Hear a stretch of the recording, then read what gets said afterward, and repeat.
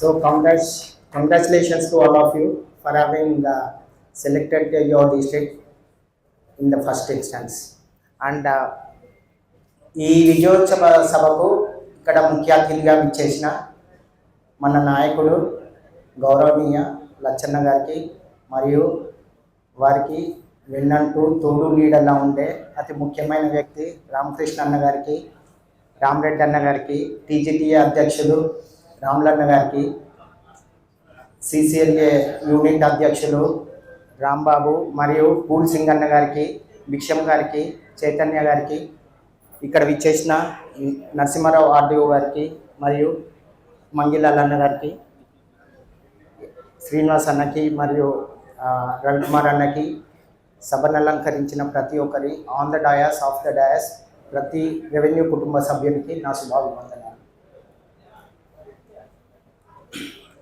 మనం ఈరోజు కలుసుకున్న సందర్భం ఏంటంటే, ఇంతకాలం ఈ ప్రభుత్వంలో మనము సాధించిన విజయాలను చెప్పుకొని సంతోషపడడానికి మరియు ఫ్యూచర్లో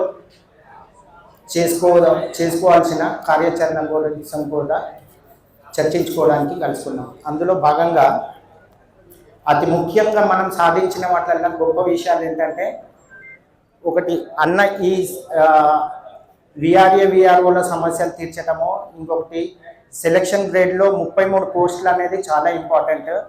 అది లచ్చన్న లేకపోతే అవ్వకపోతుండే, ఎందుకంటే ఆ ఫైల్ వెంటబడి ఫైనాన్స్లో అక్కడ ఇక్కడ సిసిఎల్ఏ గారిని ఒప్పించి కాని పనిని కూడా చేయించారు. దానివల్ల మనకి ఏంటంటే cadre strength from lower cadre junior assistant to collector వరకు, అడిషనల్ కలెక్టర్ వరకు క్యాడర్ స్ట్రెంత్ పెరుగుతుంది. అది ఓన్లీ 33 పోస్ట్ అడిషనల్ కలెక్టర్స్ వరకే అనుకోకూడదు. ఇంకొకటి కూడా మనకు ఐపీఎస్లో నాన్ క్యాడర్ ఎస్పీస్ ఉంటారు, వాళ్ళు ఐపీఎస్ కాదు కానీ నాన్ క్యాడర్ ఎస్పీగా పనిచేస్తారు ఒక జిల్లాలో ఐపీఎస్ లేకున్నా. ఇప్పుడు దీనివల్ల మన ఫ్యూచర్లో అడిషనల్ కలెక్టర్స్ ఈ సెలక్షన్ గ్రేడ్ వల్ల కొన్ని జిల్లాలలో కలెక్టర్లుగా పోస్టింగ్ ఇవ్వబడుతుంది, కలెక్టర్గా చేయబడతారు వాళ్ళు కూడా. దీంట్లో ఉన్న అతి ముఖ్యమైన ఇంపార్టెన్స్ అది. ఇంకొకటి ఏంటంటే, ముఖ్యంగా నిన్నగాక మొన్న 17 మంది ఐఏఎస్ మన additional collector special grade deputy కలెక్టర్లకి కన్ఫర్డ్ ఐఏఎస్ కోసం గవర్నమెంట్ ఆఫ్ ఇండియా ఫైల్ పంపించారు. దానికి చాలా రోజుల నుండి అందరు ప్రయత్నం చేస్తున్నారు. ఎక్కడో ఒక క్వరీస్ పడితేనే వస్తున్నది. నిన్న కాక మొన్న కూడా మళ్ళీ క్వరీ పడితే ఎవరు లేకున్నా అన్నొక్కడే ఎవరికి తెలియకుండా సడన్ గా బిఎండి యొక్క ఐఏఎస్ ఆఫీసర్ ఉన్నాడు, ప్రిన్సిపల్ సెక్రటరీ జిఐ సర్వీసెస్, తన ఆ ఫైల్ పక్కన పడేస్తే వెళ్ళి మాట్లాడి ఆ సిబ్బందిని తీసుకెళ్ళి కన్సర్న్ వాళ్ళని తీసుకెళ్ళి తనకు కావాల్సిన క్లారిటీ ఇప్పించి మళ్ళీ మూవ్ చేశారు అన్న.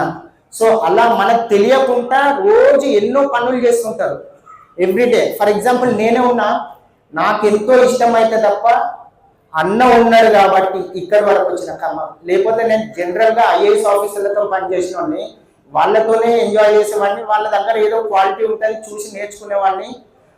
అంతకంటే గొప్పగా నేను ఎంజాయ్ చేసేది లచ్చన్నతో తిరుగుకుంటా. అంటే నాయకత్వ లక్షణాలు చాలా, అంటే నేను ఐఏఎస్ ఆఫీసులకే తెలివి ఉంటుంది అనుకున్నాయి, కానీ నాకు తెలియదు. ఇట్లా బయటకు వచ్చాక తెలిసింది వాళ్ళ ఆ బావిలో కప్ప. నేను ఇన్ని రోజులు అక్కడి నుండి బయట వచ్చాక తెలిసింది నాయకత్వం ఏంటి, ఎలా ఉంటుంది. ప్రతి ఒక్కరు మనిషి అన్నోడు ప్రతి ఒక్కరు తెలియకల్లోడు అని. కానీ నేను అందులో బావిలో కప్పల బ్రతకాలని తర్వాత అర్థమైంది లచ్చన్నని చూశాక. అది ఎందుకంటే ఇప్పుడు సంఘాలను నడపటం అంటే అంత ఆషామాషి విషయం కాదు, మనందరికీ తెలుసు. ఇప్పుడు లచ్చన్న ఉండబట్టికే మనం ఈరోజు ఇక్కడ గెలవగలిగినాం. ఈరోజు రెవెన్యూ డిపార్ట్మెంట్ మళ్ళీ పూర్వ వైభవం వైపు నడుస్తుంది అంటే అది బికాజ్ ఆఫ్ లచ్చన్న. ఒక ఇంటికి ఒక వ్యక్తి ఎవరో ఒకరు పెద్దరికం చేస్తేనే కదా ఆ ఇల్లు నడుస్తుంది. అట్లనే మన డిపార్ట్మెంట్ కూడా లచ్చన్న ఇప్పుడు వచ్చాక తిరిగి పూర్వ వైభవం వచ్చింది. ఎందుకంటే దమ్ము ధైర్యం ఉండాలి, గట్స్ ఉండాలి. అంత ఈజీ కాదు సంఘాలను నడపడం అనేది. ఎన్ని సంఘాలు, ఒకటా రెండా?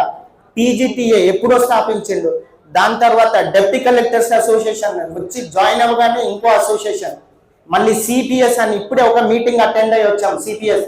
అలాగే అన్ని ఉద్యోగాలు మొత్తం ఆల్ డిపార్ట్మెంట్స్ తోనే ఒక జేఏసీని స్థాపించిండు.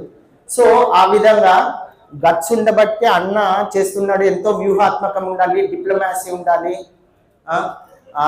దూరదృష్టి ఉండాలి. అలా ఇంకోటి ఇవన్నీ కాకుండా అన్న వెల్ఫేర్ యాక్టివిటీస్, జేఏసీ మీటింగ్ సీఎంతో అయిన రోజే చెప్పారు, సార్ భూమి ఇచ్చేది మేము, కానీ మేము రిటైర్ అయినాక మా వాళ్ళు ఇల్లు కట్టుకోవడానికి 100 గజాల జాగా ఉండట్లేదు. అంటే ఏం చేద్దాం లచ్చిరెడ్డి గారు చెప్పండి, మీరే కదా మరి భూములు ఇచ్చేది, మీ కొలీగ్స్ ఉంటారు కదా రాష్ట్ర వ్యాప్తంగా, డిప్యూటీ కలెక్టర్లు అయినా ఆర్డీఓ తహసీల్దార్లు అంతా, ఏం చేద్దాం చెప్పండి అంటే అన్న చెప్పిండు, ఫ్యూచర్ సిటీలో మీరు ఫ్యూచర్ సిటీ ఎక్కడైతే చేయబోతున్నారో అక్కడే మాకు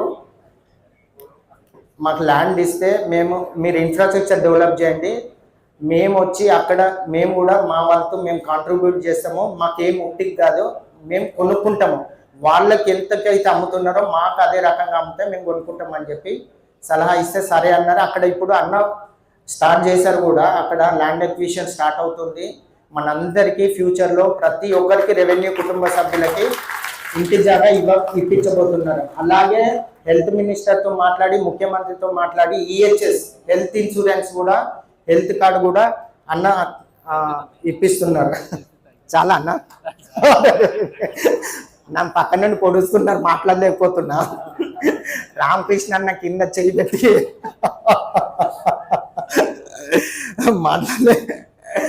సో ఏం కవర్ చేయలే. సో అదే ఒకటే ఏంటంటే, లచ్చన్న దగ్గర పని చేయటం అదృష్టము. లచ్చన్నకు మనం అందరం సపోర్ట్ చేస్తే మనకి ఏం సమస్యలు ఉండవు. సో అందరు సపోర్ట్ చేస్తూ ఇలాగే ఎప్పుడైనా మీటింగ్స్ ఉంటే అందరూ వచ్చి ఏమైనా సాధక బాధకాలు ఉంటే చెప్పుకొని అందరూ కలిసిమెలిసి సమస్యలను తీర్చిదిద్దుకోవాలని కోరుకుంటూ ముగిస్తున్నాను. Thank you so much.